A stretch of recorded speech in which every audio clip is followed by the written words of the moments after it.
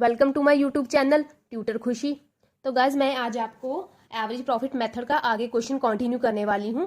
तो लास्ट में आपको पता ही है मैंने वैल्यूएशन ऑफ गुडविल चैप्टर शुरू करवाया था और उसके एवरेज प्रॉफिट के बेसिक क्वेश्चन जो थे मैंने आपको करवा दिए थे। वो बहुत ईजी थे, पर आपको ईजी वाले क्वेश्चन एग्जाम में बिल्कुल नहीं आने वाले हैं। आपको एवरेज प्रॉफिट मेथड के एडजस्टमेंट्स वाले क्वेश्चन एग्जाम में आएंगे, क्योंकि ये थोड़े से ट्रिकी होते हैं और इंटरेस्टिंग होते हैं, और एग्जाम में आने लायक क्वेश्चन अगर है एवरेज प्रॉफिट मेथड का तो वो है एडजस्टमेंट्स वाला। तो आज हम क्या है एडजस्टमेंट्स वाले क्वेश्चन क्या है एवरेज प्रॉफिट के फाइंड करेंगे। ठीक है, अभी आपको गुडविल पता ही है कि एवरेज प्रॉफिट को नंबर ऑफ ईयर परचेज के साथ मल्टीप्लाई करके हमारी गुडविल आ जाएगी। लास्ट जो हमने किए थे हमें प्रॉफिट गिवन था, उसकी हेल्प से हमने एवरेज प्रॉफिट फाइंड कर लिया था। अभी क्या है, हम प्रॉफिट्स में से एडजस्टमेंट्स को अटैच करके हम एवरेज प्रॉफिट को फाइंड करेंगे। अभी एडजस्टमेंट्स का क्या चक्कर है ये मैं पहले आपको बता देती हूँ।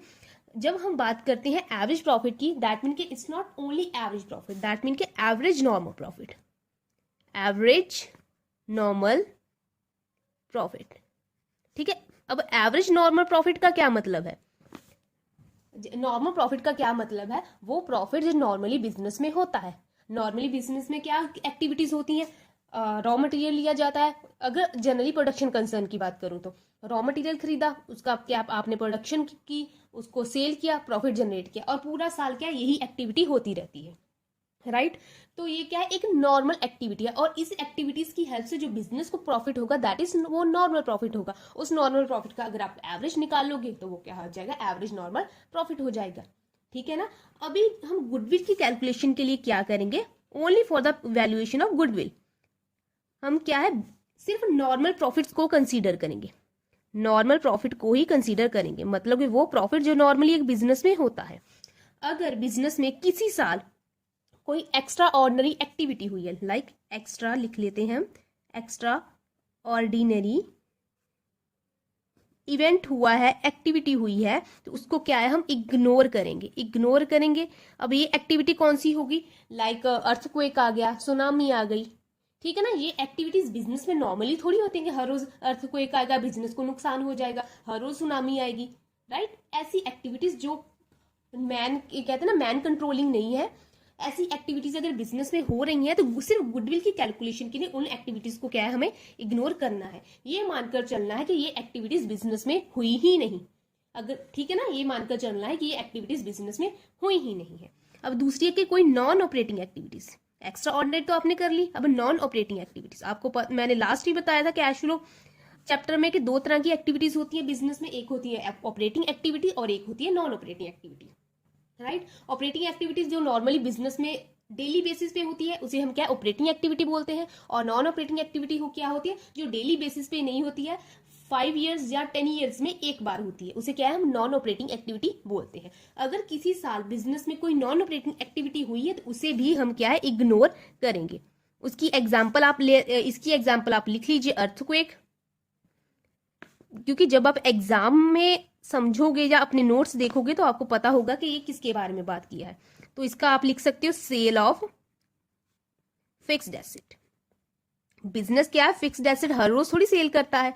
फिक्स्ड एसेट खरीदते हैं कि बिजनेस में वो काम आएगी। आज खरीदा है, 5 साल यूज किया, 10 साल यूज किया, उसके बाद क्या वो ऑब्सोलेट हो जाता है, उसे सेल कर देते हैं और नई फिक्स्ड एसेट को खरीद कर ले आते हैं। तो ये एक्टिविटी 5 साल या 10 साल में एक बार होती है, तो ये क्या है एक नॉन ऑपरेटिंग एक्टिविटी है। इसको भी क्या है मानकर चलना है कि इग्नोर करना है कि ये एक्टिविटी बिजनेस में हुई ही नहीं। इग्नोर करने का क्या मतलब है, इन्हें एडजस्ट करना, एडजस्ट करना। इग्नोर करने का क्या मतलब है, इन्हें एडजस्ट करना है, राइट? अभी देखिए, अब एडजस्ट क्यों करना है? जब हम गुडविल कैलकुलेट करते हैं ना, अभी मुझसे अगर कोई पूछे कि आप बताओ आप बिजनेस करते हो तो आपके बिजनेस का एवरेजली कितना प्रॉफिट हो जाता है एक साल का, तो मैं ऐसे बताऊंगी, मैं ऐसे थोड़ी बोलूंगी जी पहले साल मुझे 10,000 हुआ, दूसरे साल 20,000 हुआ, तीसरे साल 30,000 हुआ। मैं एवरेजली बोलूंगी कि अमाउंटली 20,000 रुपये बन जाता है। तो मैं कभी ऐसा थोड़ी बोलूंगी जी पहले साल मुझे 10,000 हुआ, फिर अर्थक्वेक की वजह से लॉस हो गया था तो उसमें मेरा कोई प्रॉफिट नहीं हुआ, फिर उसके बाद जी आग लग गई थी, उसके बाद जी मैंने एसेट सेल कर दी थी, उस साल भी मुझे इतना प्रॉफिट नहीं हुआ। वो इतनी डिटेल में क्यों जाना है? एवरेजली बात की है जनरली, तो वो चीजों को इग्नोर करो, जो चीजें हुई है उन्हें इग्नोर करो, जनरली आप बात करो ना कितना प्रॉफिट है। ठीक है ना? तो हम जनरली गुडविल की कैलकुलेशन के लिए जनरली प्रॉफिट को कैलकुलेट करेंगे। गुडविल एक अगर हम एडजस्ट करते हैं ना इन आइटम्स को, एक्स्ट्रा ऑर्डिनरी आइटम को, तो हम नियर अबाउट गुडविल जो एक्चुअल में बिजनेस की है उसके अराउंड नियर अबाउट हम क्या एक्चुअल में फिगर फाइंड कर पाते हैं। ठीक है ना। जो एक्स्ट्रा ऑर्डिनरी इवेंट्स होते हैं, नॉन ऑपरेटिंग इवेंट्स होते हैं, वो रेगुलर बेसिस पे नहीं होते, वो गुडविल पे इफेक्ट ही नहीं डाल पाते। ठीक है ना। अभी देखिए कोलगेट बिजनेस बहुत अच्छे से चल रहा है, बहुत अच्छे से चल रहा है, किसी साल क्या है आग लगी, बिजनेस को लॉस हो गया, राइट। गुडविल का उस पे इफेक्ट इतना नहीं पड़ेगा क्योंकि वो नॉर्मली बिजनेस को देखेगी कि नॉर्मली अगर वो चल रहा होता तो इतना प्रॉफिट होता। ठीक है। तो हम इन्हें क्या है, अगर कोई एक्स्ट्रा ऑर्डिनरी इवेंट है, कोई नॉन ऑपरेटिंग एक्टिविटी है, तो हम इसे क्या है एडजस्ट करेंगे, इग्नोर करेंगे। अब एडजस्ट करने का क्या मतलब है, अगर कोई एक्सपेंस किया हो हमने तो उसे क्या है हम ऐड करेंगे, अगर कोई इनकम हुई हो तो हम उसे क्या है लेस करेंगे, रिवर्स इफेक्ट। अब क्यों ऐड करना है और क्यों लेस करना है, आपने क्या है अपना प्रॉफिट एंड लॉस अकाउंट बनाया है, लास्ट आपने क्रेडिट साइड में लिखते थे बाय जीपी, डेबिट साइड में लिखते थे टू एक्सपेंस, क्रेडिट साइड में लिखते थे बाय इनकम, राइट। जितने ज्यादा एक्सपेंसेस हम चार्ज करेंगे उतना कम हमारा नेट प्रॉफिट आएगा, इतना बात तो आपको पता है। और जितनी ज्यादा इनकम हम चार्ज करेंगे उतना ज्यादा हमारा क्या है प्रॉफिट आएगा। ठीक है ना। जितने एक्सपेंसेस चार्ज करेंगे उतना कम, जितने एक्सपेंसेस ज्यादा चार्ज करेंगे उतना कम हमारा नेट प्रॉफिट आएगा, जितनी ज्यादा इनकम चार्ज करेंगे उतना ज्यादा हमारा क्या है नेट प्रॉफिट आएगा। ठीक है ना। जितने ज्यादा एक्सपेंसेस चार्ज कर लिए दैट मीन कि हमारा प्रॉफिट कम होता गया, कम होता गया। हम मानकर चलेंगे कि ये एक्सपेंस बिजनेस में हुआ ही नहीं, जैसे अर्थक्वेक की वजह से लॉस हुआ तो ये लॉस बिजनेस में हुआ ही नहीं, अगर नहीं होता तो हमने पे भी नहीं करना था, पे भी नहीं करना तो हमारा प्रॉफिट भी कम नहीं होता। मान लीजिए मेरे पास 1 लाख नेट प्रॉफिट है और पर मैंने 25,000 क्या लॉस बाय फायर का दे दिया, ये क्या है एक नॉन ऑपरेटिंग जो एक्स्ट्रा ऑर्डिनरी आइटम है, इसको क्या है मुझे एडजस्ट करना है। अगर ये मुझे 25,000 दे दिया तो मेरे पास कितना बचा गया 75,000 इस साल का प्रॉफिट। पर मैं ये मानकर चलूंगी कि ये लॉस मुझे हुआ ही नहीं, ये लॉस मुझे हुआ ही नहीं। अगर ये लॉस मुझे हुआ ही नहीं तो मेरा प्रॉफिट कितना, ऑफ कोर्स मेरा प्रॉफिट है 1 लाख। ठीक है ना। ये लॉस मुझे हुआ ही नहीं तो मैं लेस भी नहीं करूंगी, लेस भी नहीं करूंगी तो मेरा प्रॉफिट हो गया इस साल का 1 लाख। दैट मीन कि मैंने एक्सपेंस को क्या किया है ऐड। ऐसी अगर मेरी इनकम है, इनकम मेरी है जी 50,000 है, ठीक है। अगर मुझे जी 25,000 प्रॉफिट हो गया सेल ऑफ मशीनरी का तो मेरा प्रॉफिट कितना हो गया 75,000। ये क्या है एक नॉन ऑपरेटिंग आइटम है, इसको मुझे इग्नोर करना है। अगर ये चीज हुई ना हो तो मेरे बिजनेस का प्रॉफिट कितना, ऑफ कोर्स 50,000। तो मैंने क्या किया 75 में से 25 लेस करके बताया ना, मेरे पास 50,000 बचा, राइट। मैंने 75 से 25 लेस करा तब मेरा क्या है प्रॉफिट 50,000 आया। तो मैंने इनकम को क्या किया लेस किया। आप समझ पाए कि नहीं, जब मैं आपको दोबारा बताऊं। अगर आपको नहीं समझ आ रहा है तो कोई बात नहीं, आप एक्सपेंसेस को ऐड कर दीजिएगा, नॉन ऑपरेटिंग या एक्स्ट्रा ऑर्डिनरी को, और इनकम को क्या आप लेस कर दीजिएगा। और क्यों करना है ये मैंने आपको बता दिया, एक बार फिर से बता देती हूँ।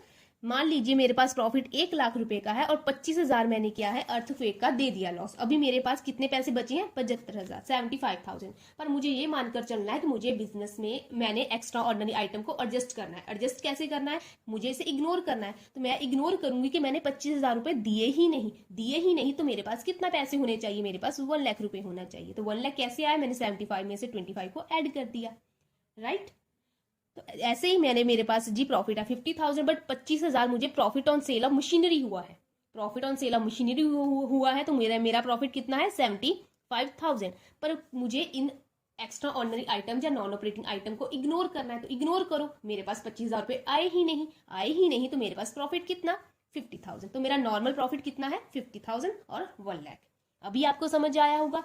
अगर नहीं आया तो प्लीज मुझे कमेंट सेक्शन में बता दीजिएगा, मैं सिर्फ इसी पॉइंट की एक अलग से वीडियो बनाकर अपलोड कर दूंगी। पर अगर आपको समझ आया तो भी मुझे बता दीजिएगा, तब मुझे वीडियो बनाने की जरूरत नहीं पड़ेगी। तो अब क्या हम क्वेश्चन को सॉल्व करते हैं। क्वेश्चन हमारे पास है तो हम पहले क्वेश्चन को रीड कर लेते हैं। Calculate the amount of goodwill. Goodwill की अमाउंट कैलकुलेट करने के लिए बोला गया है। 2015, 16, 17, 18, 19 का हमें प्रॉफिट दिया गया है। 2015 का 1 लाख है, 1 लाख है तो दैट मीन की ये क्या है प्रॉफिट है। और 16 का है 50,000 ब्रैकेट्स में लिखा गया है, दैट मीन की ये क्या है ये लॉस है। ब्रैकेट्स में लिखा गया दैट मीन के लॉस, हम नेगेटिव आइटम को क्या है ब्रैकेट्स में शो करते हैं। अभी 17 का प्रॉफिट दिया, 18 का प्रॉफिट है और 19 का प्रॉफिट हमें गिवन है। ठीक है। तो उसके बाद सब इसके लिए हमें क्या छोटा सा टेबल बनाना पड़ेगा। टेबल बना लीजिए। टेबल नहीं बनाना है तो आप ऐसे ही सीधा क्वेश्चन भी कर सकते हैं। एडजस्टमेंट्स, उसके बाद है एडजस्टेड प्रॉफिट।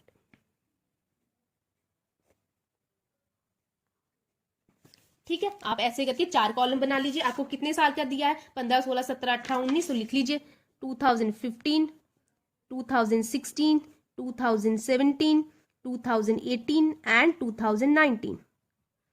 और प्रॉफिट कितना दिया है, 1,50,000 का लॉस है, 1 लाख का प्रॉफिट है, 50,000 का क्या है, लॉस है, फिर 1,25,000 का प्रॉफिट है, उसके बाद 1,50,000 का प्रॉफिट है, और क्या है 1,20,000 का भी प्रॉफिट है। अब क्या हम एडजस्टमेंट्स को पढ़ते हैं।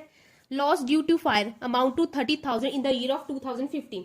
लॉस बाय फायर कितना है, 30,000 हुआ है 2015 में। अगर 2015 में हुआ है तो एडजस्टमेंट भी हम क्या है 2015 में ही करेंगे। कितना है लॉस हुआ है 30,000, और एक्सपेंसेस या लॉसेस को क्या है हमें ऐड करना है। एक्स्ट्रा ऑर्डिनरी इवेंट हुआ ना, अर्थक्वेक हो गया, लॉस बाय फायर, तो इसको क्या है एडजस्ट करना है। हमें ये मानकर चलना है कि ये लॉस हुआ ही नहीं, लॉस हुआ ही नहीं तो हमने क्या है ये पे भी नहीं किया होगा, पे नहीं किया होगा तो हमारे पैसे कम नहीं हुए होंगे तो इसे क्या है अब ऐड बैक कर दो। तो इसको क्या है ऐड बैक कर दीजिए, कितना 30,000। एक्सपेंसेस को क्या है हमें ऐड बैक करना है।